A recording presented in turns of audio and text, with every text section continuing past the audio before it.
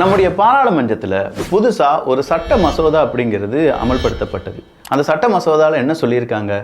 எந்த ஒரு அரசியல்வாதியாக இருந்தாலும் சரி, ஆளும் கட்சி எதிர்கட்சி வரக்கூடிய அரசியல்வாதிகள் யாராக இருந்தாலும் சரி, நீங்கள் 30 நாட்களுக்கு மேலே உங்களுக்கு ஒரு குற்றச்சாட்டை சுமத்தி உங்களை அரெஸ்ட் பண்ணி ஜெயிலுக்குள்ளே போட்டிருக்காங்களா, உங்களுடைய பதவி பறிக்கப்படும் அப்படிங்கிறது தான். இதர் நீங்கள் பிரைம் மினிஸ்டராக இருக்கலாம், இல்லாட்டி உள்துறை அமைச்சராக இருக்கலாம், அப்படி இல்லைனா நீங்கள் ஒரு மாநிலத்தினுடைய முதலமைச்சராக இருக்கலாம், ஒரு மாநிலத்தை சார்ந்து இருக்கக்கூடிய எம்பியாக இருக்கலாம், இப்படி யாராக வேணாலும் இருந்துக்கோங்க. பட் உங்கள் பேரில் ஒரு ஊழல் வந்திருக்கு, நீங்கள் ஒரு குற்றம் செஞ்சுருக்கீங்க, நீங்கள் தேவையில்லாமல் உங்களுடைய அதிகாரத்தை துஷ்பிரயோகம் செஞ்சுருக்கீங்க, இப்படி ஏதாவது ஒரு காரணத்திற்காக 30 தினங்கள் கண்டினியூஸாக நீங்கள் ஜெயிலில் இருந்தீங்கன்னா உங்களுடைய பதவி பறிக்கப்படும்.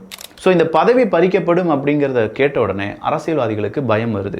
இதில் 2 விதமாக இந்த சட்டத்தை பார்க்கிறார்கள். ஒன்று, இந்த சட்டத்தால் நிறைய பாதிப்புகள் வரும், உண்மையிலேயே ஊழல் செய்யக்கூடிய நபர்களுக்கு அவங்களுடைய பதவி பறிக்கப்படும். இன்னொரு நபர்கள் எப்படி இருக்காங்க அப்படின்னா, இது பழிவாங்குவதற்காக நார்மலாக தவறே செய்யாத அரசியல்வாதிகளை தவறு செய்தார்கள் அப்படின்னு சொல்லி ஒரு 30 days பிரிசனில் போட்டுட்டு அவங்களுடைய பதவியை பறிப்பதற்கான ஒரு சூட்சமமாக இருக்கும் அப்படின்னு சொல்லி வேறு சாரார் சொல்கிறாங்க. ஸோ 2 சாரார் என்ன சொல்கிறாங்க அப்படிங்கிறது உங்கள் முன்னாடி கொண்டு வந்துட்டேன்.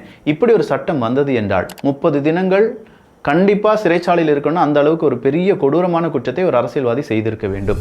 ஸோ யாருக்கு இது பயத்தை ஏற்படுத்தும்? உங்களுடைய கருத்துக்கள் இங்கே வரவேற்கப்படுகின்றன. இதே மாதிரி சிம்பிளான ஷார்ட்ஸுக்கு நம்ம சேனலை சப்ஸ்கிரைப் பண்ணிக்கோங்க.